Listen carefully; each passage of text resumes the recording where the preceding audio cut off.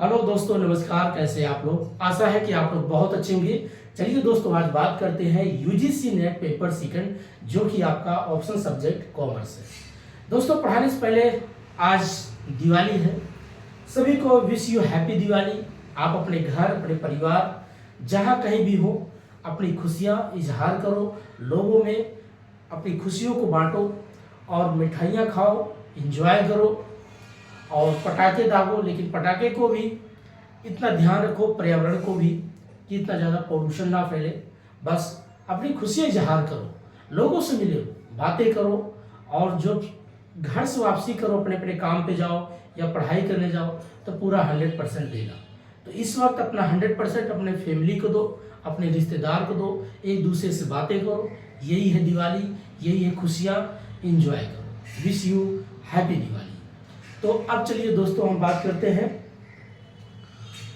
आज का जो टॉपिक है कॉमर्स में option subject cost accounting and corporate accounting. पहले समझते हैं कॉस्ट अकाउंटिंग क्या है, फिर उसके बाद कारपोरेट अकाउंटिंग क्या है। कॉस्ट अकाउंट बेसिक चीज किस पे बात करता है? किसी भी चीज को बनाने में आपकी कितनी लागत लगती है, कितना मटेरियल लगता है। जैसे आप देखते हो कि मटेरियल है, लेबर है, ओवरहेड है। सपोज करो मुझे कोई घर बनाना है, एक घर बनाना है, एक बिल्डिंग बनाना है, तो आप देखते होंगे, आप एक बजट बनाते हैं कि भाई इतना लेबर का पैसा लगेगा, इतना ओवरहेड खर्चा आ सकता है, इतना मटेरियल का खर्चा आ जाता है। तो जो हम अलग अलग चीज़ों का क्या करते हैं, उसकी कॉस्ट निकालते हैं, उसकी लागत को चेक करते हैं, उसी को बोलते हैं कॉस्ट अकाउंटिंग। लागत को लेखन करना ही कॉस्ट अकाउंटिंग कहलाता है। अब दूसरा पॉइंट बात करें, कारपोरेट अकाउंटिंग क्या है।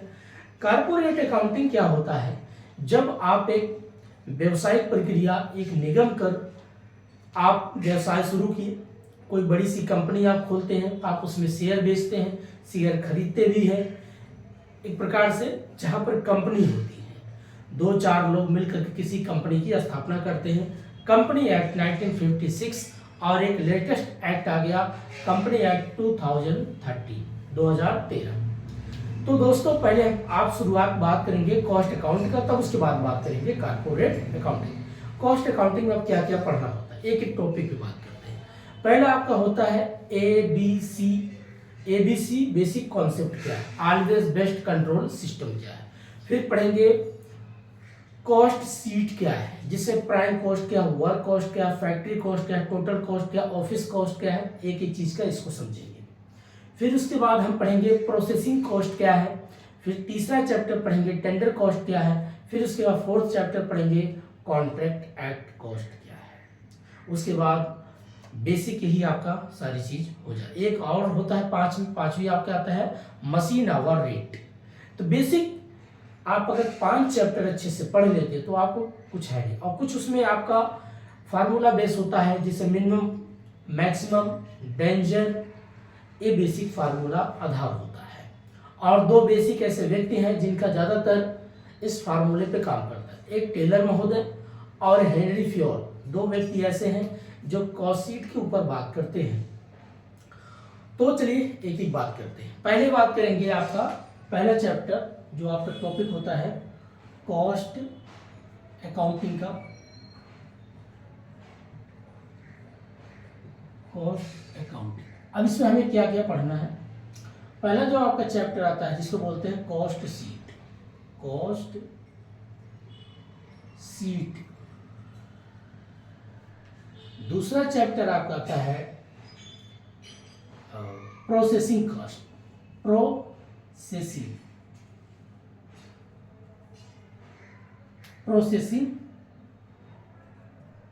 कॉस्ट। तीसरा आपका आता है tender cost.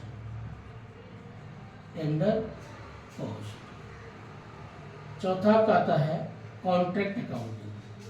Contract accounting.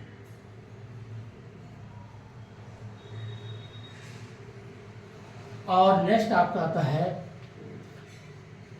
Machine hour rate. Machine our या मशीनरी कॉस्ट शीट या मशीन आवर मशीन आवर और रेट करके इसको निकालते हैं, ठीक। और उसके बाद आपका आता है लास्ट में tender cost, cost sheet, processing. हाँ, कुछ बेसिक मेथड होते हैं जैसे LIFO, FIFO, HIFO, LIFO, FIFO, HIFO and weighted. ये जो बेसिक इसका क्या होता है, मेथड होते हैं। और एक होता आपका ABC, always best control system, ABC या S, always best control system. अब हमें ये आपका बेसिक होता है कॉस्ट अकाउंटिंग का चैप्टर, और इसमें हमें क्या क्या पढ़ना होता है। बेसिक मटेरियल क्या है, labour, overhead,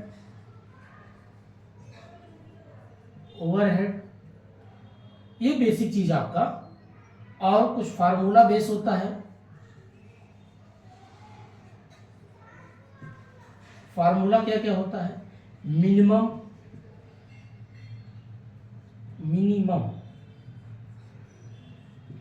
maximum and danger level. Plus अब कुछ इसमें हमारे प्रोफेसर होते हैं जो उनका अपना कॉन्सेप्ट दिए होते हैं। जैसे आप पढ़ते हैं टेलर महोदय, टेलर महोदय,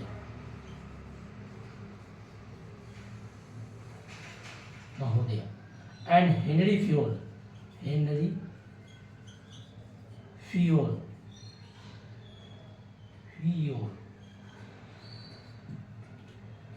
तो ये दोस्तों इतना चीजें आप अगर पढ़ते हैं तो आपके लिए कॉस्ट अकाउंटिंग में कोई दिक्कत नहीं। अब शुरू करते हैं, एक चीज समझते हैं।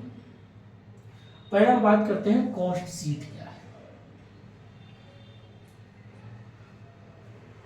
कॉस्ट शीट में क्या होता है दोस्तों, जब आप एक चार्ट के रूप में कोई चीज का निर्माण करते हैं, एक चार्ट बनाते हैं, वो चार्ट कैसे होता है, जैसे कि मान लीजिए यहां पर करके बताते हैं। ऐसे आप एक चार्ट बनाते हैं, यहां पर आप लिखेंगे अमाउंट, और यहां आप लिखते हैं पर्टिकुलर। अब पर्टिकुलर जो भी ऐसे अगर दिखेगा नहीं, तो मैं यहां करके लिख देता हूं अमाउंट, ऐसे समझ जाओ, इसमें अमाउंट रहेगा। इसमें आप कॉस्ट शीट जब बनाते हैं, पहला होता है प्राइम कॉस्ट, दूसरा होता है आपका फैक्ट्री कॉस्ट, तीसरा होता है आपका ऑफिस कॉस्ट। तो prime cost, factory cost, office cost, फिर उसके बाद आपको होता है टोटल कॉस्ट। फिर नेक्स्ट आप बनाते हैं टोटल कॉस्ट के बाद लिखते हैं सेल्स लिखने के बाद उसके बाद आपका आता है प्रॉफिट। ये जो प्रक्रिया होती है आप बनाते हैं इस तरीके की, उसी को बोलते हैं कॉस्ट शीट। अब इसमें मटेरियल आपका प्राइम कॉस्ट में आपका डायरेक्ट मटेरियल आता है, डायरेक्ट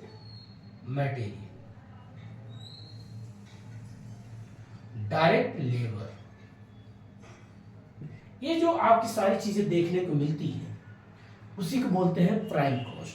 तो प्राइम जो कॉस्ट शीट आप बनाते हैं, ऐसे शुरुआत करते हैं डायरेक्ट मटेरियल, डायरेक्ट लेबर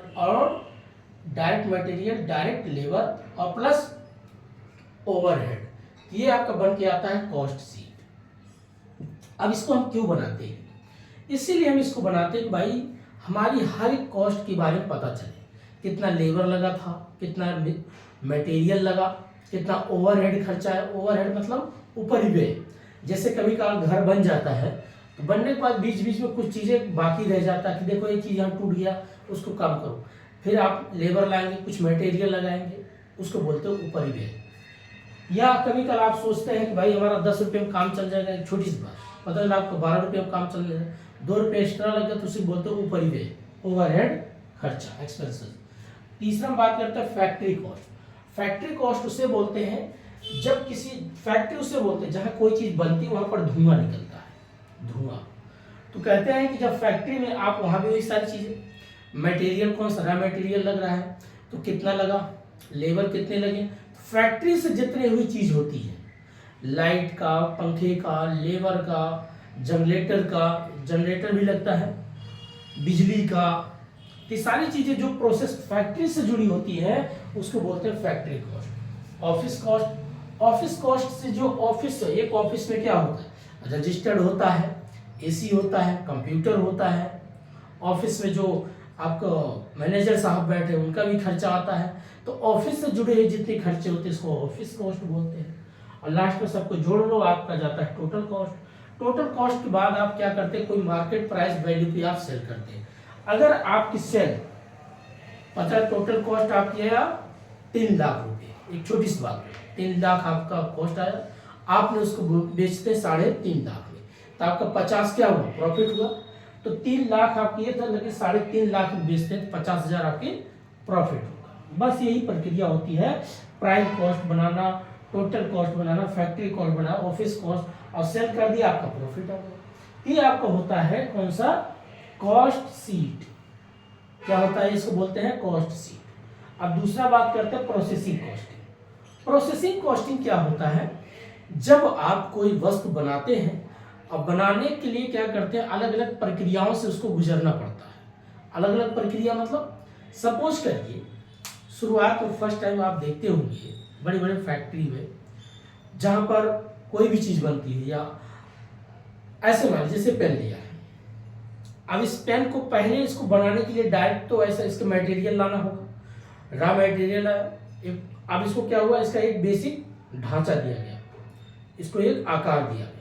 फिर दूसरे प्रक्रिया में क्या जाता है, इसमें इसके अंदर जो इंक फिल किया जाता है, फिर इंक फिल करने के बाद फिर तीसरे प्रक्रिया में इस पर लेबल चिपकाया जाता है और पैकिंग करके फिर सेल कर दिया जाता है। जब कोई वस्तु को बनाने में 3 प्रक्रिया या 2 प्रक्रियाओं से गुजरना पड़ता है, अंतिम कंज्यूमर तक पहुंचते पहुंचते जो भी आपकी लागत आती है, तो उसी को बोलते हैं प्रोसेसिंग कॉस्टिंग। तो प्रोसेसिंग कॉस्टिंग में क्या होता है, अलग अलग प्रक्रियाओं से गुजरना पड़ता है। कभी कभी प्रोसेसिंग कॉस्टिंग को एक प्रकार से और देखा जाता है, इसमें लॉस भी होता है। अब जैसे एक और एग्जांपल लेते हैं, कभी एबनॉर्मल लॉस होता है, कभी नॉर्मल लॉस होता है, कभी एबनॉर्मल प्रॉफिट भी होता है।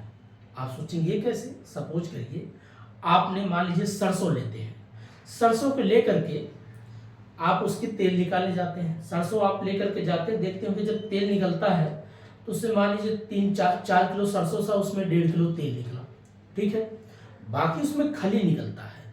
तो आप देखते होंगे तेल कितना आया, 1.5 किलो। अब उसमें आप खली कितना आया, आपको लगता है कि ये क्या लेके गया इतना, लेकिन निकला इतना। तो एक प्रक्रिया हो रही है, प्रोसेस हो रहा है, तेल अलग निकल गया, खली अलग निकल गया।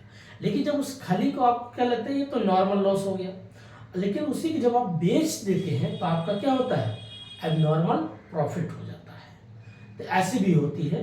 तो आपको हर एक चीज जो प्रोसेसिंग कॉस्ट आप पढ़ेंगे, कभी कभी दूध के देखिए, दूध आप उबालते हैं, तो उबालते हैं तो आपको लगे 5 किलो दूध था, उसको खोआ बनाते बनाते वो पता चला आधा किलो खोआ मिला, तो बाकी आपका 4.5 किलो या 4.5 किलो दूध क्या हुआ, वो जल गया।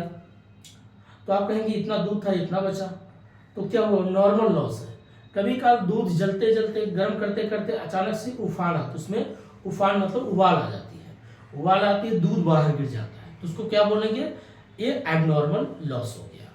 तो कभी एबनॉर्मल लॉस आपको देखना पड़ेगा, लेकिन हर एक वस्तु के आधार पे आप उसको अकाउंट कर सकते हैं, कितना नॉर्मल लॉस हुआ, कितना एबनॉर्मल लॉस हुआ, कितना मेरा प्रॉफिट हुआ।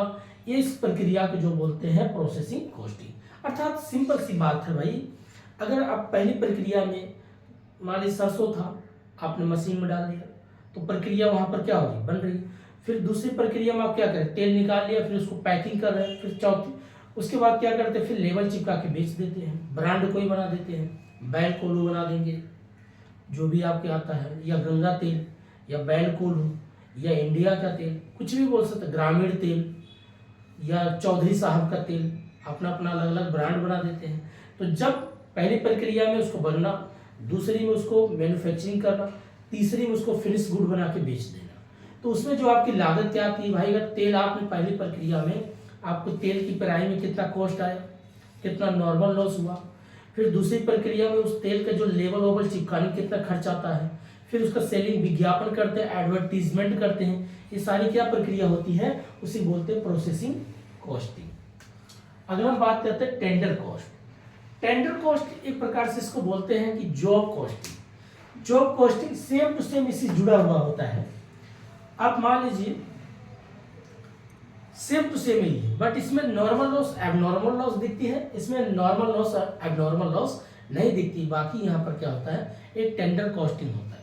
जैसे मान लीजिए मेरे पास ये डस्टर है, तो डस्टर का पहली प्रक्रिया इसको बनाया गया, दूसरे में इसको फिनिश किया गया, तीसरे में इसको सेलिंग कर दी। इनका जो एक कॉन्ट्रैक्ट लिया जाता है, निविदा बोलते हैं इसको, निविदा कॉस्ट। टेंडर को निविदा कॉस्ट बोलते हैं हिंदी में। तो आप क्या करते हैं, एक लार्ज लेवल में एक जैसे क्या करते हैं, कॉन्ट्रैक्ट लेते हैं कि भाई ठीक है मुझे इतना कॉन्ट्रैक्ट दे दो, मैं आपका काम कर दूंगा। तो आप क्या करते हैं, अलग एक लेबर उसको क्या करता है, उसकी डिजाइन बनाता है, दूसरा लेबर उसको फिनिश करता है, तीसरा उसको बना के पैक करके बेच देता है। सेम टू सेम एक दूसरे से जुड़े हुए होते हैं। अगला हम बात करते हैं कॉन्ट्रैक्ट अकाउंटिंग। कॉन्ट्रैक्ट अकाउंटिंग क्या होता है, जब आप कोई बिल्डिंग आप बनाते हो, या कोई बहुत बड़ा रोड बनाते हो, या हॉस्पिटल बनाते हो, या कॉलेज बनाते हो, तो आप क्या करते हैं, किसी व्यक्ति से कॉन्ट्रैक्ट होता है, ठेका लेते हैं। तो इसमें क्या होता है, कॉन्ट्रैक्ट अकाउंटिंग में या कॉन्ट्रैक्ट कॉस्ट बोलते हैं इसको, इसकी जो लेखा करते हैं आप, तो शुरुआत में तो ऐसा है नहीं, कोई व्यक्ति से आपने बोला ठीक मैं आपका पूरा बिल्डिंग बना दूंगा, तो कम से कम भाई मुझे 50% तो सर्टिफाइड करो। तो 50% आप क्या करते हैं, सर्टिफाइड के रूप में क्या करते हैं, कॉन्ट्रैक्ट कर लेते हैं। कहने का मतलब अगर 100% काम होगा तो 100% में से उससे 85% उसको क्या होता है, पैसा दिया जाता है।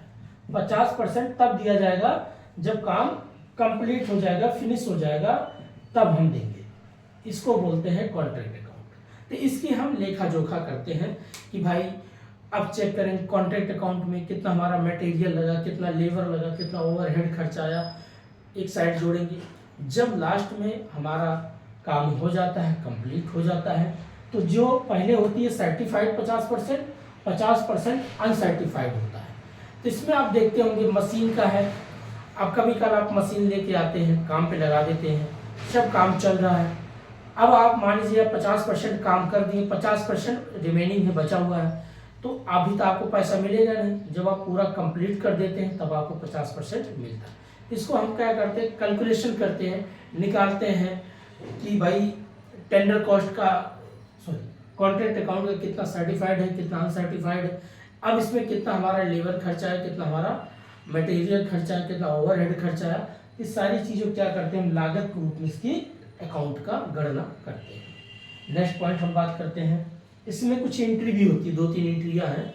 एंट्री वही होता है भाई, जैसे मान लीजिए आपको एंट्री यही करना पड़ेगा, 50% आपको शेयर मिल गया, तो शेयर अकाउंट दिया to contract account, to contract account दिया to capital account, to capital account दिया टू बैंक अकाउंट। जहाँ जहाँ आप पैसे को ट्रांसफर करेंगे उसी प्रकार से आप इसकी एंट्री करते हैं, बस यही। अब मान लीजिए आपके पास सर्टिफाइड का पैसा नहीं आया, सर्टिफाइड का है, अनसर्टिफाइड का पैसा नहीं आया, तो आप क्या लिखेंगे, अनसर्टिफाइड डी आर। अब ये पैसा नहीं है लेकिन डेबिट करेंगे, अकाउंट में दिखाएंगे। क्यों, क्योंकि बात हमारा मान लीजिए 1 करोड़ में हुआ है, लेकिन अभी हमें 85 लाख मिला है, तो 50 लाख हमारा रिमेनिंग है, तो 50 लाख का हम अकाउंट में डेबिट इसीलिए दिखाएंगे क्योंकि हमारा भले हमारा रिमेनिंग है लेकिन हमें लेना है पैसा, तो उसका भी एंट्री करके हम दिखाते हैं बुक में। क्योंकि ये पूरा बेसिक इसीलिए बात होता है, जब कल आप ऑडिट करेंगे तो हर एक पॉइंट का क्या करते हैं आप, ऑडिट का मतलब चेक करना, अंकेक्षण करना, जांच करना पड़ता है, इसीलिए हमें इसके बारे में पढ़ना बहुत जरूरी है। इसमें हम और भी चीज़ें वही पढ़ते हैं भाई, कॉन्ट्रैक्ट अकाउंट दिया to capital account, capital account दिया to bank account, bank account दिया टू कॉन्ट्रैक्ट अकाउंट, या सर्टिफाइड अकाउंट दिया to share capital account. Share मतलब कितना हिस्सा मिला, या कितना बैंक आपके पास कैश पैसा दिया, कोई डायरेक्ट चेक के रूप में देता है, कोई कैश के रूप में देता है। जो पैसा आपको मिलता है उसको आप डेबिट करेंगे, लेकिन किससे जुड़ा हुआ है, कॉन्ट्रैक्ट अकाउंट से। उसकी आप एंट्री करते हैं, फिर डीइंग नरेशन करके लिखते हैं। अगला पॉइंट बात करते हैं मशीन आवर रेट। अब मशीन आवर रेट में क्या क्या पढ़ते हैं दोस्तों, मशीन आवर रेट देखिए, किसी चीज को मशीनरी सिस्टम है जो आप काम करते हो उसको बनाते हो, मशीन के रूप में क्या होता है आपका मशीन आवर रेट ये बोला गया, इसमें बोलते हैं टेलर महोदय कि अगर आप कोई काम कर रहे हो, वहां पर वर्कर काम कर रहे हैं, तो वर्कर को क्या बोलो, आप उनको डे के ग्रुप में पैसा मत दो, उनको पर पीस के हिसाब से पैसा दो। ये बोलो कि अगर आप एक दिन में जितना पेन बना लो, पर पेन पे आपको 20 पैसा मिलेगा। तो लेबर क्या सोचता है कि ये काम करो, मैं पेन और ज़्यादा बनाऊंगा, तो ज़्यादा आप पेन बनाएंगे तो उस क्या होगा, उसकी प्रोडक्टिविटी और बढ़ जाती है। लेकिन मशीन आवर रेट में क्या हम वही चेक करते हैं कि मशीन कितना प्रोसेसिंग कॉस्ट आती है, कितना उसमें फ्यूल लगता है। मशीन अगर मान लीजिए उसकी ड्यूरेशन 6 मंथ अच्छी काम करने वाली है, बीच में उसमें बैरिंग होती, चैन घिस जाती है, तो उसकी भी डेप्रिसिएशन लगती है। फार्मूला कौन सा लगाएंगे, डेप्रिसिएशन कितना लगाएंगे, एनुअलिटी मेथड लगाएंगे या मार्केट वैल्यू क्या लगाएंगे, तो आपको डेप्रिसिएशन मेथड लगाना है, एनुअलिटी मेथड लगाना है, इसकी कॉस्ट को पता करना है, कितना प्रोसेसिंग कर रहा है, कितना इसमें डेप्रिसिएशन है। कभी कल मशीन पता चला काम कर रही है, फ्यूल ज़्यादा कंज्यूम करने लग गई, और कभी कल मशीन नहीं होती तो फ्यूल कम कंज्यूम करती है, तो आउटपुट हमें और अच्छा मिलता है। तो मशीन के आधार पर क्या करते हैं, अकाउंट का कॉस्ट शीट का गणना करते हैं, चेक करते हैं, प्लस लेबर को भी साथ में जोड़ करके। अब मशीन पता चला बहुत अच्छा काम कर रहा है लेकिन लेबर स्किल्ड नहीं है, पता चला वो हमारा काम और डिले हो जाएगा, काम अच्छा नहीं होगा, प्रोसेसिंग अच्छा नहीं होगा, तो प्रॉफिट अच्छा नहीं होगा, प्रोडक्ट अच्छा नहीं होगा। तो कहते हैं मशीन के साथ साथ स्किल्ड लेबर भी रखो, तब क्या होता है आपका कॉस्ट निकालने में और आसान होगा, प्रॉफिट भी करने में अच्छा होगा। नेक्स्ट आप लास्ट बात करते हैं, लीफो क्या है, फीफो क्या है, हीफो क्या है एंड वेटेड क्या है, इसको समझते हैं। देखिए जब आप कोई व्यापार करते हैं, आपके पास कोई वस्तु बेचते हैं, तो लीफो मीन्स होता है last in first, FIFO last in first, कहने का मतलब है जो लास्ट में आया है उसको पहले क्या कर दो, सेल कर दो। जैसे कभी काल आप मान लीजिए कोई ऐसी वस्तु होती है कि भाई कल तक ये खराब हो सकती है, मान लीजिए आपके पास वेजिटेबल या साग सब्जी का आप दुकान करते हैं, तो आप सोचेंगे आज मंडी गए, मंडी से आप सामान लेके आते हैं, तो आप ये देखते मान लीजिए ऑनियन हो गया, टोमेटो हो गया, गार्लिक हो गया, ये सारी चीज़ें होती हैं, तो आप उसमें देखेंगे कौन सी ऐसी वस्तु जो जल्दी खराब होने की बात होती है, तो आप सोचेंगे टोमेटो जल्दी खराब हो सकता है, मिर्च जल्दी खराब हो सकती है, धनिया जल्दी खराब हो सकती है, उनको पहले बेच दो। तो बोलते हैं लास्ट इन फर्स्ट, जो लास्ट में आया उसको पहले सेल करो।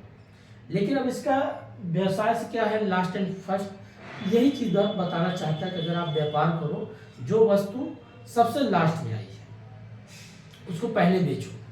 अब दूसरा बोलता है फर्स्ट इन फर्स्ट। अब जैसे दूध है, मार्केट से आप दूध खरीद कर लाते हैं या कहीं से आप डेयरी से दूध लाते हैं, आप छोटी मोटी अपना दुकान चलाते हैं, तो आप देखिए भाई रॉ मटेरियल जल्दी खराब हो सकता है, तो फर्स्ट इन फर्स्ट करो, इसको पहले लाओ पहले बेचो, इसको रोको मत। तीसरा हिफो। अब हिफो और फीफो क्या होता है, एक प्रकार से वेटेड हिस्से से जुड़ा होता है, इसको बात क्या करते हैं वजन के रूप में। अब जैसे पता चला कोई वस्तु ऐसी होती है जिसकी ज़्यादा जगह घेर रही है, तो आप क्या करो, उसको पहले बेचो, क्योंकि भाई जगह ज़्यादा घेरेगा तो आप उसके जगह ज़्यादा घेरेगा तो आप सोचेंगे एक काम करो, ये तो जगह भी कंज्यूम ज़्यादा कर रहा है, छोटी छोटी जो वस्तु हमारी कीमती उनकी यहाँ पर रखने जगह नहीं है, तो क्या बोलेंगे भैया वेटेड ज़्यादा है, वजन ज़्यादा है, हाइट में ज़्यादा है, इसको पहले हटाओ मार्केट से, इसको पहले बेचो। बहुत लोग क्या होता है लालचवश होते हैं, पता चला जो वस्तु कीमती है उसको पहले नहीं बेचेंगे, जो वस्तु कीमती नहीं उसको पहले बेच देंगे, जो वस्तु कीमती उसको पहले बेचो और जो वस्तु कीमती नहीं उसको बाद में बेचो। अब कभी काल जगह के स्थान पे देखो, जो वस्तु ज़्यादा जगह घेर रखी है उसको पहले हटाओ, जो कीमती है उसको पहले जगह दो। तो ये पॉइंट हर एक पॉइंट पे से बात करता है वेटेड हिपो। और लास्ट हम बात करते हैं ABC, always based control system. Always based control system क्या कहता है, यही पॉइंट इससे भी जुड़ा होता है कि अगर कभी काल देखते होंगे सोना है, तो सोना क्या कहता है कि उसकी मात्रा कम होती है लेकिन प्राइस बहुत होती है, वेट कम है, क्वांटिटी कम है लेकिन प्राइस बहुत होती है। कभी काल किसी चीज़ का क्वांटिटी बहुत ज़्यादा होती है लेकिन क्वालिटी बहुत कम होता है। जैसे मान लीजिए कोयला आपने रख लिया, जगह घेर लिया बहुत ज़्यादा, वही पॉइंट यहाँ भी है, सब एक दूसरे जुड़ा है, जगह बहुत ज़्यादा घेर लिया लेकिन प्राइस कम है। लेकिन सोना पता चला इतना सा है, आप मान लीजिए 100 ग्राम सोना, 1 किलो सोना, आप सोचो कितना पैसा। अब 1 किलो आप वहीं बगल में आप कोयला रख दो तो कोयला के क्वांटिटी ज़्यादा होगा, क्वांटिटी ज़्यादा होगा लेकिन प्राइस कम होगा। लेकिन सोने का क्वांटिटी कम होगा लेकिन प्राइस ज़्यादा होगा। तो क्वांटिटी और क्वालिटी के ऊपर बात करता है। तो एबीसी क्या कहता है, ऑलवेज बेस्ट कंट्रोल सिस्टम। हमें पहली चीज़ पे किस पे ज़्यादा ध्यान देना चाहिए। अगर आप कोई व्यापारी हो, आप कोई बिल्डर हो या आप कोई मैन्युफैक्चरिंग काम करते हो, कोई चीज़ बनाते हो, तो आपको क्वांटिटी और क्वालिटी पे ध्यान देना बहुत ज़रूरी है, ये बात कहता है। हमेशा इस बारीकी चीज़ को याद रखें। और बाकी ये जो हमने पढ़ा मटेरियल, लेबर, ओवरहेड। अब मटेरियल के ऊपर हमेशा ध्यान देना पड़ेगा कि डायरेक्ट मटेरियल कौन है, इनडायरेक्ट मटेरियल क्या है, रॉ मटेरियल क्या है, इसके ऊपर हम पढ़ते हैं। कभी कल मटेरियल में आप देखते होंगे, कहते हैं भाई अच्छी क्वालिटी का मटेरियल होगा तो आपकी अच्छी खासी बिल्डिंग बनेगा, अच्छी खासी आप कोई वस्तु का निर्माण करेंगे। अगर आपके पास मटेरियल ठीक नहीं होगा, क्वांटिटी अच्छा नहीं होगा, तो उसकी क्वालिटी भी अच्छी नहीं बनेगी। तो इसलिए हम मटेरियल के ऊपर भी क्या करते हैं, चेक करते हैं। तो डायरेक्ट मटेरियल क्या होता है, इनडायरेक्ट मटेरियल क्या होता है। इसमें 2 पॉइंट को पढ़ते हैं, डायरेक्ट एंड इनडायरेक्ट।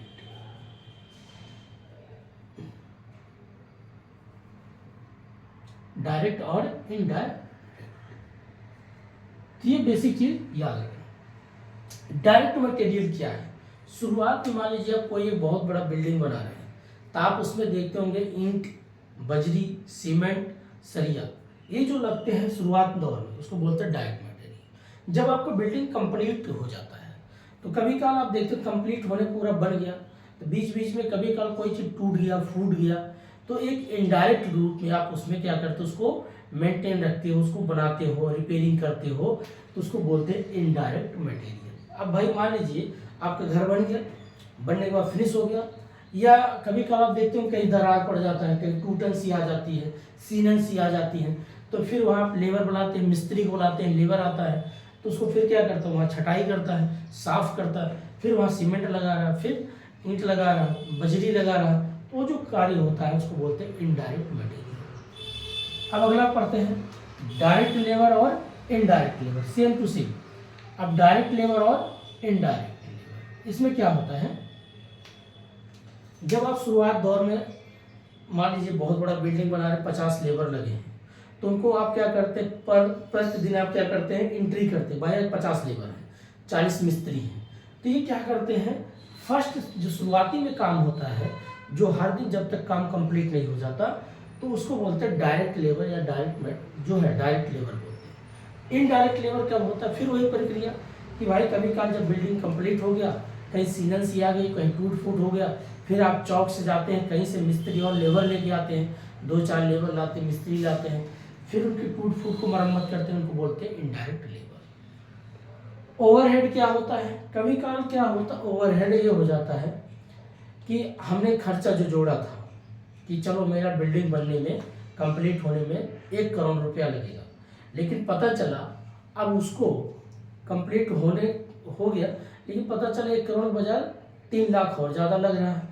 तो जो ओवरहेड आपका लेबर लगता है, यही दोनों इनडायरेक्ट रूप में लेबर और इनडायरेक्ट रूप में मटेरियल, अर्थात इनडायरेक्ट रूप में मटेरियल, इनडायरेक्ट रूप में लेबर जो लगते हैं, इसी को बोलते हैं ओवरहेड एक्सपेंसेस, उपरिव्यय खर्चा। ठीक है। अब फार्मूला बेस होता है मिनिमम, मैक्सिमम और डेंजर। ये मिनिमम, मैक्सिमम और डेंजर, इनका एक फार्मूला होता है। इस फार्मूले पर हम क्या करते हैं, इनकी कैलकुलेशन करते हैं। अब फार्मूला होगा, कहीं मटेरियल का फार्मूला निकालेंगे, कभी लेबर का फार्मूला निकालेंगे, तो ये प्रक्रिया इनकी चलती रहती है। और कभी मटेरियल और लेबर दोनों को जोड़ के निकालेंगे तो डेंजर जोन आ जाएगा।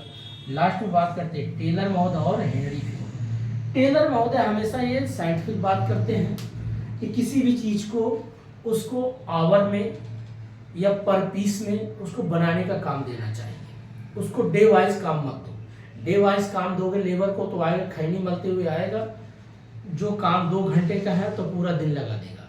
लेकिन जैसे उसको ये बोल दो कि भाई ये काम है, आप इसको अगर इतने घंटे में कर देते हो तो आपको इतना पैसा मिल जाएगा, तो लेबर को लगेगा एक काम करो। लेकिन अगर ये भी याद रखना, घंटे बोलोगे कि इतने घंटे में इतना देंगे तो और वो आवर बढ़ाने लग जाएगा।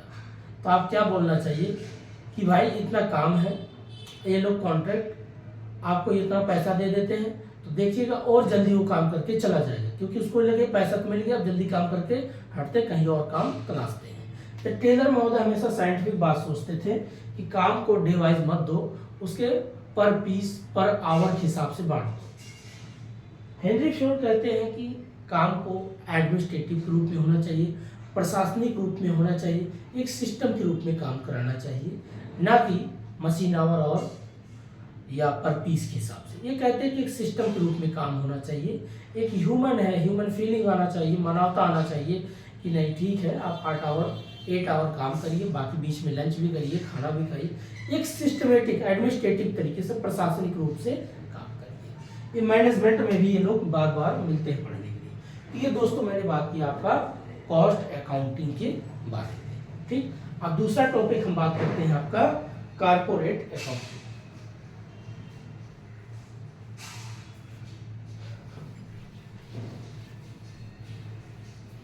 अब कॉर्पोरेट अकाउंटिंग क्या होता है? एक प्रकार से कंपनी से जुड़ा होता है, निगम कर होता है।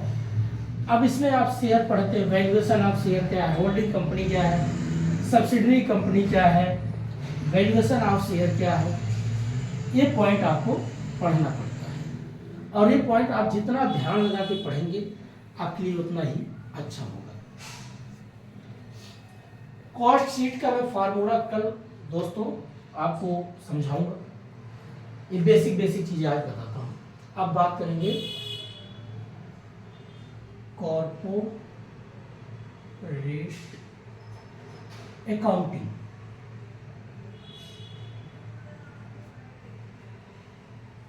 ठीक, अब कारपोरेट अकाउंटिंग में हमें क्या क्या पढ़ना। पहले समझते हैं कारपोरेट अकाउंटिंग क्या है। जिसमें कोई कंपनी होती है, जिस कंपनी के पास कोई शेयर। अब कंपनी क्या है, मान लीजिए आप हो, कोई कंपनी बनाना चाहते हो। अब कंपनी के भाई या तो खुद की अपनी शेयर लगाओगे पैसा, या कहीं से बारोइंग करके पैसा लगाओगे, दो ही चीज होता है, या 2-4 लोग मिल करके काम करते हो। लेकिन वो करने से पहले आपको कंपनी एक्ट होता है उसको पढ़ना होता है। कौन सा? कंपनी एक्ट, अधिनियम है 1956। फिर दूसरा आप पढ़ेंगे शेयर कैपिटल या शेयर कंपनी या शेयर क्या है। फिर तीसरा आप पढ़ते हैं, शेयर में कई चैप्टर आएगा, यहाँ करके एक बात करते हैं, issue of share. Issue of share क्या है। दूसरा पढ़ेंगे अलॉटमेंट, अलॉटमेंट ऑफ शेयर। फिर उसके बाद पढ़ते हैं capital of share, capital of share.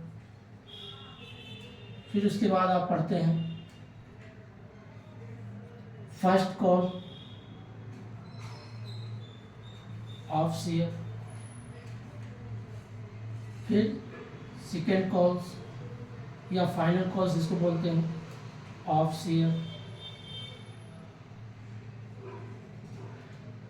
फिर ये हो जाता, फिर आप पढ़ते हैं for feature of share, for feature of share. फिर आप पढ़ते हैं री इशू ऑफ शेयर, री इशू ऑफ शेयर। ये बेसिक चीज आपका टर्म होता है, एक एक करके समझना पड़ता है। आप पढ़े होंगे इशू ऑफ शेयर। अब एक इसी में और पढ़ते हैं, यहीं पर लिख देते हैं साइड में यहां पर करके, application of share, application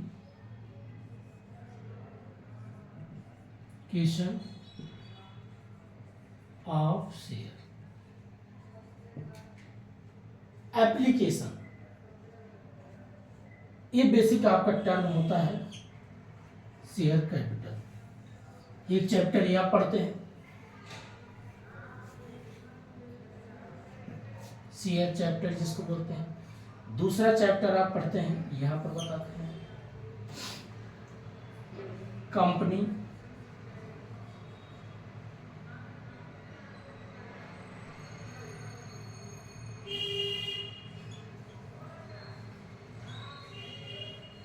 company act 2013। अब ये क्या है इसके बारे में हम पढ़ेंगे। यहां पर लिखते हैं और चैप्टर,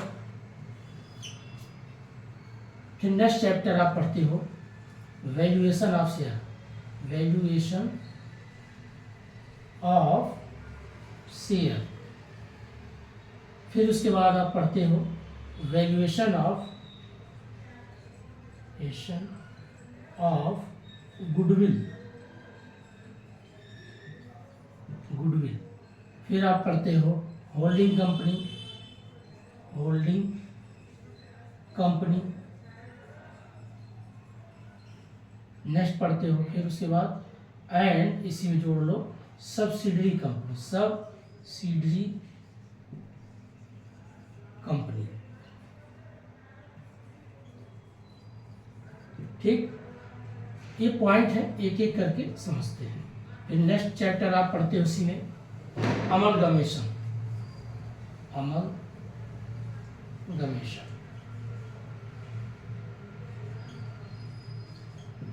ठीक, अमलगमेशन। और बस यही है दोस्तों। तो बेसिक इतना अगर आपने पढ़ लिया तो आपके लिए जो है, एक और होता है जिसमें पढ़ते हैं शेयर हो गया, एक होता है डिवेंचर, यहीं पर लिख देते हैं डिवेंचर।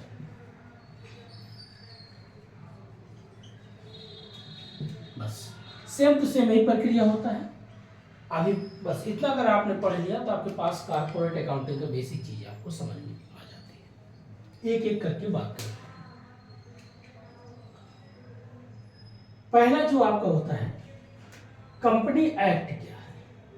कंपनी एक्ट 1956 के अकॉर्डिंग जो एक रूल बनाया गया कि भाई कोई व्यक्ति है एक रूल के अकॉर्डिंग अपना व्यापार करेगा, अपना ट्रेड करेगा, अपना एक कंपनी का निर्माण करेगा, कम से कम उसके पास 50% शेयर होना बहुत जरूरी है। अब शेयर मतलब क्या है भाई, अगर आपने कोई कंपनी बना रहे हैं तो कम से कम आपके पास 100 रुपया है तो 100 रुपया में से कम 50 रुपया तो होना चाहिए, 50% तो होना चाहिए, तभी आप कोई कंपनी खोल सकते हो।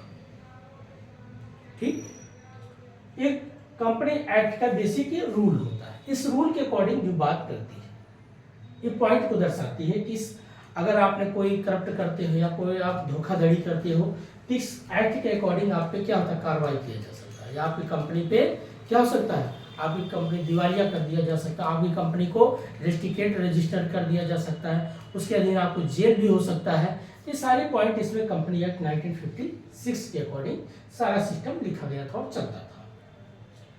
अब इसमें हम पढ़ते हैं चैप्टर आपका आता है शेयर। अब शेयर क्या होता है, शेयर मीन्स होता है हिस्सेदार। जब आप कोई कंपनी खोलते हैं तो आप अपनी कंपनी का क्या करते हैं, मान लीजिए मैंने कोई अपना कंपनी बनाया, मैं अपना कंपनी बनाता हूँ, मान लीजिए कोई एक एजुकेशन का ही बनाया। अब उसमें कंपनी है, मैं सोचूंगा भाई क्यों ना अपनी कंपनी का और शेयर बेचा जाए, और भी इसके लिए अलग अलग चीज़ें निकालते हैं। चलो इशू आप शेयर करते हैं या एप्लीकेशन आप शेयर करते हैं, तो कंपनी शेयर लोग बेचते हैं। आप देखते हैं शेयर मार्केट में क्या होता है, सिंपल सी बात है, शेयर मार्केट हर एक कंपनी का अपना पैसा लगा होता है, कंपनी वाले पैसा लगाते हैं, दूसरे कंपनी तीसरे कंपनी का, उस शेयर खरीदते हैं। फिर शेयर को खरीदने के बाद जो भी होता है प्राइस बढ़ता है तो उसको बेच देते हैं। ठीक यही प्रक्रिया यहाँ भी लोग अपना क्या करते हैं, कंपनी का काम करते हैं। तो कंपनी में यार पहले बात करेंगे इशू ऑफ शेयर। जब आप शुरुआत में कोई कंपनी का अपना एक शेयर निकालते हैं, इशू करते हैं, मार्केट देखते हैं क्या रेट चल रहा है, 10 रुपये पर शेयर, 20 रुपये पर शेयर, आप क्या करते हैं, शेयर निकालते हैं। शेयर जब आप मार्केट निकालते हैं तो उसको बोलते हैं, फिर जो कोई खरीदता एप्लीकेशन बोलते हैं, एप्लीकेशन हो जाता है, कोई खरीद लिया। लेकिन खरीदने के बाद जब कोई व्यक्ति शेयर ले लेता है तो उसको बोलते हैं अलॉटमेंट। अब उसके नाम उसका शेयर उसका हिस्सा हो गया, चाहे 10 रुपये शेयर था, अगर उसने 50 शेयर या 30 शेयर जितना खरीदा वो उतने का अलॉटमेंट कर दिया।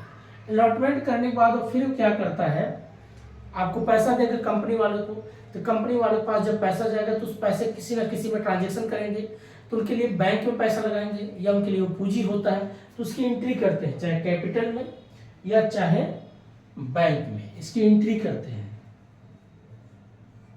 इसकी एंट्री करते हैं। तो bank account D R to share application, जिसमें allotment account D R to capital account, इसकी एंट्री करते हैं दोस्तों। ऐसे मान लीजिए मेरे पास पैसा आ गया, ऐसे बात करें, मेरे पास मैंने शेयर बेच दिया तो मेरे पास पैसा आया, तो मैं क्या लिखूंगा, cash account D are, cash account D are.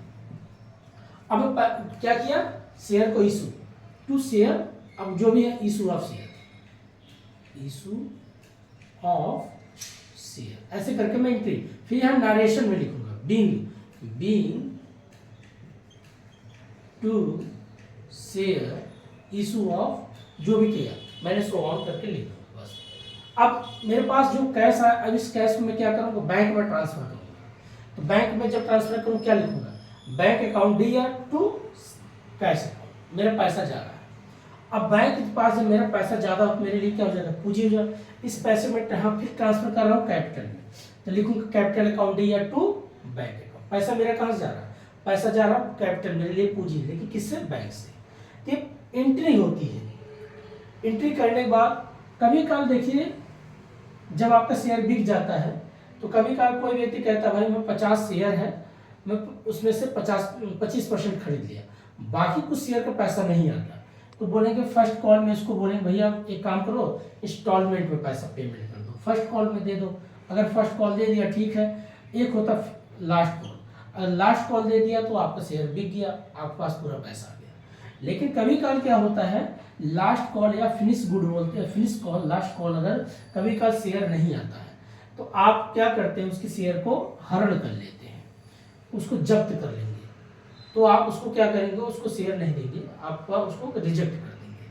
फिर वही शेयर जो आपके पास होता है, फिर उसको आप क्या करते हैं, फिर से री इशू करते हैं, उसको फिर से एप्लीकेशन के माध्यम से री इशू शेयर करके आप क्या करते हैं, बेचते हैं। ये प्रक्रिया चलता रहता है। लेकिन इसमें 3 चीज और याद रखना, 3 पॉइंट है दोस्तों, at par, at premium, at discount. इस पॉइंट को याद रखना। एट पार क्या होता है, कभी कभार आप देखते होंगे कंपनी वाले शेयर निकालते हैं, 10 रुपये एक शेयर है तो 10 में बेच दिया, कभी कल 10 रुपये एक शेयर है तो उसको 12 रुपये में बेच दिया, ठीक, 10 की चीज थी 10 में ही बेच दिया, 10 की चीज थी उसको 12 में बेच रहे हो तो 2 रुपया प्रीमियम हो गया। कभी कल 10 की चीज उसको 8 रुपये में आपने सेलिंग कर दिया तो ये डिस्काउंट हो गया। ये पॉइंट को याद रखना। तो उसमें आप कभी डिस्काउंट आता है, कभी प्रीमियम आता है, कभी एट पार आता है, इस आधार पर हम क्या करते हैं, उसको शेयर को सेलिंग करते हैं। नेक्स्ट पॉइंट हम बात लास्ट अप करते हैं, कंपनी एक्ट। हाँ, एक पॉइंट और बताते हैं दोस्तों, कभी का शेयर बहुत ज्यादा आ जाता है तो उसको हम क्या करते हैं, एक अनुपात बनाते हैं, एक रेशियो बनाते हैं, उस रेशियो में चेक करेंगे किसका कितना डिमांड है, कितने लोग आए हैं। कभी कल पता चला आप माने 100 शेयर बेच रहे हैं, वहाँ खरीदने वाले पता चला 1000 लोग आ गए, तो आप सोचेंगे कौन व्यक्ति कितना शेयर खरीद रहा है। पता चला कोई कहेगा मुझे 50 शेयर चाहिए, कोई कहेगा 30 शेयर, तो मैं देखूंगा मैक्सिमम कौन खरीदना चाहता है, तो उसी अनुपात में उसको एक मेथड बनाऊंगा, एक रूल बनाऊंगा कि इस रेशियो में इसको मुझे बेचना पड़ता है। तो मेन पॉइंट ये भी याद रखना। अगला बात करते हैं कंपनी एक्ट 2013। ये क्या आया, ये क्यों आया दोस्तों, कभी कल क्या होता था ना, ये जो फार्मूला होता है एट पार प्रीमियम डिस्काउंट, लोग इसके आधार पे बहुत ज्यादा धोखाधड़ी करते थे। ठीक, अब धोखाधड़ी क्या करते थे, पता चला शेयर की कोई, मान लीजिए उस कंपनी की कोई गुडविल नहीं है, बहुत घटिया कंपनी है, बहुत लो रेट चल रही है, लेकिन उसको पता चला वो क्या दिखा रहे हैं, प्रीमियम पे पैसा वसूल रहे हैं। तो लोगों को लगेगा प्रीमियम इसीलिए महंगा करके ले रहा है, हो सकता है इस कंपनी के रेट इसलिए महंगा है, इसकी गुडविल अच्छी है, इसकी प्राइस बहुत है, इसकी डिमांड ज़्यादा होगी, तभी ये प्रीमियम रेट पे खरीद रहा है। तो कंपनी 2013 इसी चीज़ को चेक करने के लिए है कि भाई जो चीज़ अगर गलत रेट है तो उसको चेक करती है कि कंपनी की बैलेंस शीट चेक करो, क्या बैलेंस शीट के आधार पर इसके पास कितने एसेट्स है, कितनी लायबिलिटी है, कितनी करंट एसेट्स है, कितनी फिक्स्ड एसेट्स है, ये क्या करता है, उसको जांच करता है। उसके अनुसार तब उनकी देखता था भाई जो मेथड लगा रहे जिसपे आप बेच रहे हो प्रीमियम डिस्काउंट एट पार, अगर गलत है तो उस पर एक्शन लिया जाता था उस कंपनी पे। क्यों? आम जनता को बेवकूफ बना रहे हो भाई, आप प्रीमियम क्यों वसूल रहे हो, जब आपकी कंपनी कोई वैल्यू नहीं है, कोई गुडविल नहीं है, तो क्यों आप महंगा करके बेच रहे हो।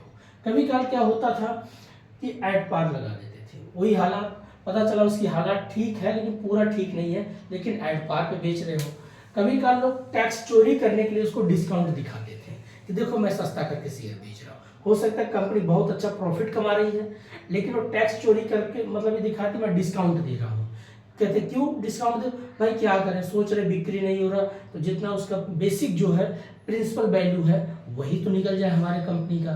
तो इसी तीनों चीज को क्या करती थी कंपनी एक्ट 2013 इसको चेक करती थी। टैक्स चोरी यहाँ हो रहा है, गुडविल यहाँ है। अब समझने वाली बात क्या है, फिर से बताते हैं। प्रीमियम का मतलब ये है कि किसी व्यक्ति की हालात बहुत खराब है और मार्केट में अपनी धांस बना के घूम रहा है, मेरा 50 करोड़ का पुदीना बोए रखा हूँ, मेरा तो ये चल रहा है, मेरा तो वहाँ ये चल रहा है, मेरा लंदन में ये बिजनेस है, मेरा अमेरिका में ये बिजनेस है। आगे लगेगा भाई सब कुछ है, कपड़े बढ़िया पहन के घूम रहा। बहुत लोग दिखावा क्या करते हैं, एक आध दो रिंग डाल लेंगे, पानी चढ़वा लेंगे, सोने का पानी चढ़ाओ चाहे वो अंदर लोहे का हो, और दिखावा ज़्यादा करेंगे, शोबाजी ज़्यादा करते हैं।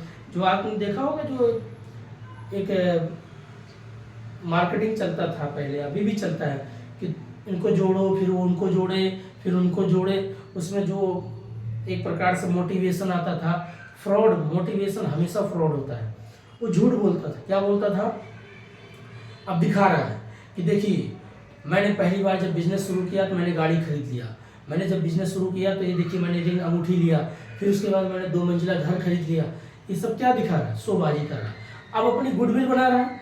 अब गुडविल बना लिया तो आपने उसके शेयर को, पता चला सस्ता शेयर था, कोई उसकी कीमत नहीं थी, वो महंगा करके बेच दिया, तो किस में गया, प्रीमियम में। अब दूसरा बात करता है डिस्काउंट वाला, पता चला किसी का बहुत अच्छी गुडविल है, बहुत अच्छी उसकी वास्तव रियल बहुत अच्छा प्रॉफिट चल रहा है, लेकिन वो टैक्स की चोरी कर रहा है। वो कह रहा है देखिए मेरे व्यापार की हालात ठीक नहीं है, मैं बहुत खराब हालात में चल रहा हूँ, जीएसटी आ गया, इसकी वजह से मेरा बहुत लेबर घर चले गए, मैन्युफैक्चरिंग सही नहीं हो रहा, और मेरी कंपनी की बहुत से सेक्टर बहुत डाउन जा रहा है, जो कि सब बढ़िया चल रहा है। और रोना धोना, बहुत लोग होते हैं ना, रोना धोना, सब बढ़िया चलेगा, उनका काम होता रोना। तो ये क्या करते हैं, डिस्काउंट के आधार पे बेच रहे हैं।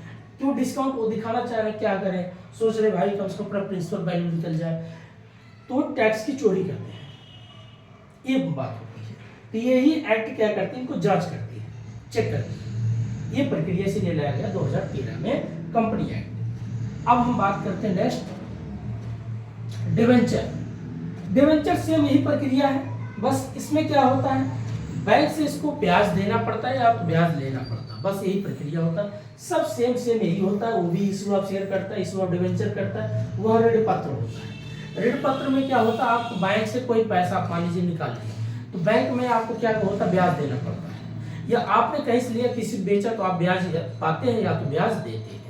जब कहीं, ये सेम प्रक्रिया यही होता है, बस वो भी इशू ऑफ डिवेंचर होता है, फॉर फीचर ऑफ डिवेंचर होता है, सब प्रक्रिया सेम टू सेम यही होता है, बस यहाँ पर उसको ब्याज मिलता है। इतने कहना चाहते हैं दोस्तों। ये भी है एट पार प्रीमियम डिस्काउंट भी दिखाता है, इसलिए इसको भी जांच किया जाता है। ऐसा नहीं ऋण पत्र पता चला भाई मार्केट में दिखा रहा हूँ कि मेरी गुडविल बहुत अच्छी है, लेकिन गुडविल खराब है, महंगा करके बेच रहा है। और किसी की गुडविल बहुत अच्छी है, सस्ता करके बेच रहा है, टैक्स की चोरी कर रहा है। ये सारे सिस्टम इसीलिए लाया गया है कि दोनों तरीके से इसकी जांच होनी चाहिए। अब अगला पॉइंट हम बात करते हैं valuation of share. Valuation of share क्या होता है दोस्तों, वैल्यूएशन ऑफ शेयर, इसमें हम क्या पढ़ते हैं, जो भी आपका शेयर होता है उसका हम मैथमेटिक्स तरीके से गणना करते हैं। वैल्यूएशन ऑफ शेयर में आप मेथड लगाते हैं, मेथड उसमें होता है कैपिटलाइजेशन मेथड, एनुअलिटी मेथड्स।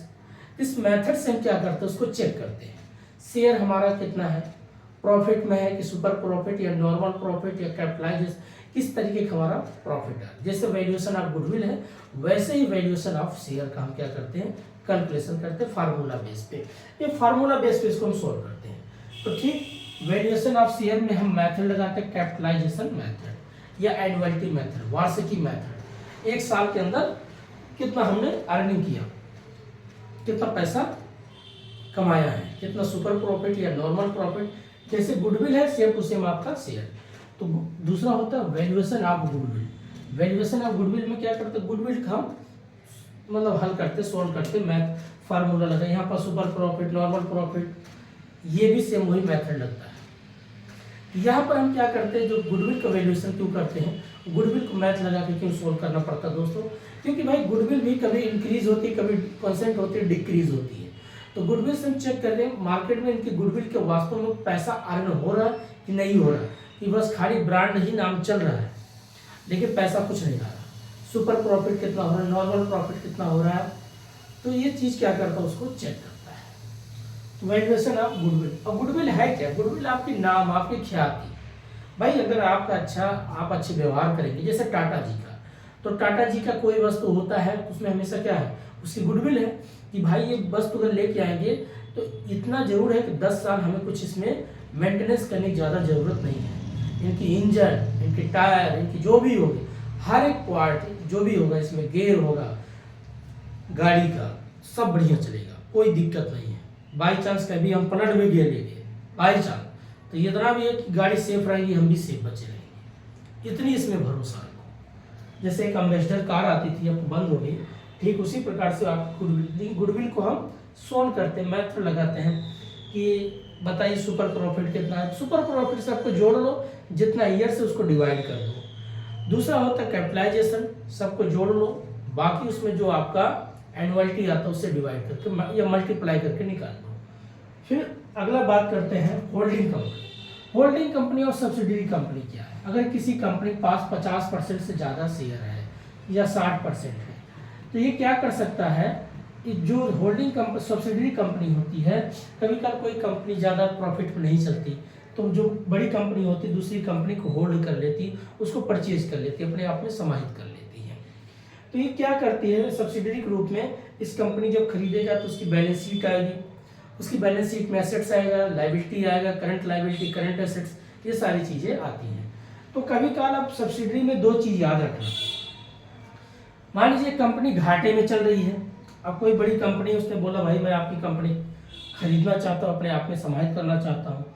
याद रखना कभी काल अगर मान लीजिए इस कंपनी का कोई वस्तु है, उसकी कीमत 100 करोड़ है, कोई वस्तु है 100 करोड़ है, लेकिन उसने सोचा यार 100 करोड़ है, बिकेगा कि नहीं बिकेगा, काम करो इसको मैं 80 करोड़ में बेच देता हूँ।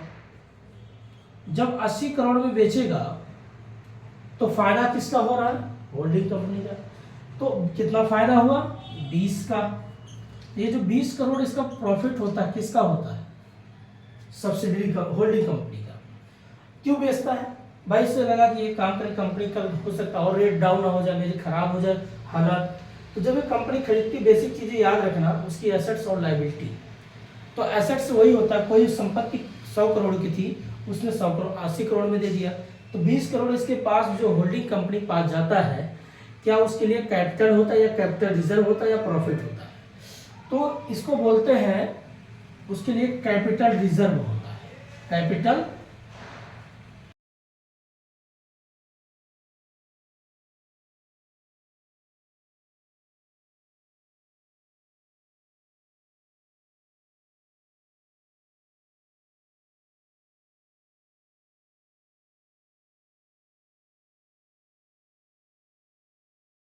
वस्तु कितने की थी, मान लीजिए वो 100 करोड़ की थी, अब उसको दे रहा है 120 में।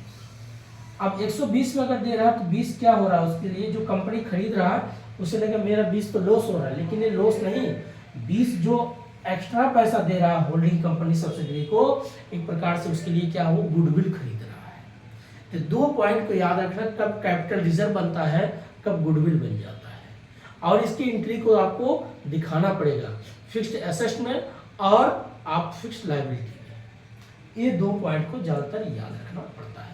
फिर इसे मेथड लगाएंगे, capitalisation method, purchasing method, considered method, कोई एक मेथड लगा के हम क्या करते हैं, उसको सोल्व करते हैं। फिर लास्ट में बात करते हैं अमलगमेशन। अमलगमेशन क्या होता है, किसी 2 कंपनी है, मान लीजिए यहाँ पर बताते हैं अमलगमेशन में क्या होता है। मान लीजिए दो कंपनी है ए और बी, ए और बी दोनों एक दूसरे में समाहित हो जाती है, ये बन जाती है ए बी कंपनी। एक होता है ए और बी, ठीक है। अब इन दोनों मिल करके बोलती है कि पहला जो होता है अमलगमेशन, दूसरा होता है रिकंस्ट्रक्शन या रिकंस्ट्रक्शनलाइजेशन बोलते हैं, अमलगमेशन या ऑब्जर्वेशन, ऑब्जर्वेशन ही कर देते हैं। अब ये दोनों क्या होते हैं, विलुप्त हो जाते हैं। बोलते हैं काम करो ए बी हम हटा करके नाम रखते हैं ओ कंपनी। एक होता है ए कंपनी था, उसने सोचा कि मैं अपना नाम और बेहतर करता हूँ, इसने रख दिया ए कंपनी, ए कंपनी। तो बस यही होता है, जब दो कंपनी मिलती हैं तो ए बी, और जब ए और बी कंपनी मिल करके आपस में पुराना नाम खत्म करके नया नाम रखती हैं। फिर एक कंपनी यही था, बस उसने अपने नाम के आगे कोई एक और टाइटल जोड़ देती है। ये होता है आपका अमलगमेशन। ऑब्जर्वेशन, अमलगमेशन, रिकंस्ट्रक्शनल या री मतलब क्या होता है, वो पुनः एक नया नाम देता है, रीनेम बोलते हैं, रीनेम बोल करके इसको हम दर्शाते हैं। ये रीनेम हो गया, ये ऑब्जर्वेशन हो गया, अर्थात समाहित हो गई। तो तीन तरीके से क्या होता है, अमलगमेशन आपस में क्या होता है, सोल्व किया जाता है। इनका भी मेथड लगता है कि भाई एक कंपनी थी, आपस में मिल गई, दो कंपनियां मिलती हैं तो उनकी आपस में क्या होता है, बैलेंस शीट भी चेक किया जाता है, कौन सी कंपनी के पास कितना शेयर है, दूसरी कंपनी के पास कितना शेयर है। तो ये चीज़ बेसिक चीज़ आपको सॉल्व करना पड़ता है। जैसे आपका होल्डिंग कंपनी, सब्सिडरी कंपनी, ठीक उसी प्रकार से आपका अमलगमेशन। तो दोस्तों ये बस थ्योरिकल तरीके से मैंने बात किया है, और ये आपका हो गया कारपोरेट अकाउंटिंग और कॉस्ट अकाउंटिंग। अब नेक्स्ट वीडियो आपको बनाएंगे, अगला वीडियो आएगा, अगला वीडियो आपका आएगा फाइनेंशियल अकाउंटिंग, आपको पढ़ाएंगे सोर्स ऑफ फाइनेंस, अर्थात business of finance and international business of finance करके चैप्टर रहेगा। तो आज इतना ही, तब तक के लिए नमस्कार, जय हिंद। अपना और अपनों को ख्याल रखिए, मस्त रहिए, पढ़ाई करते रहिए।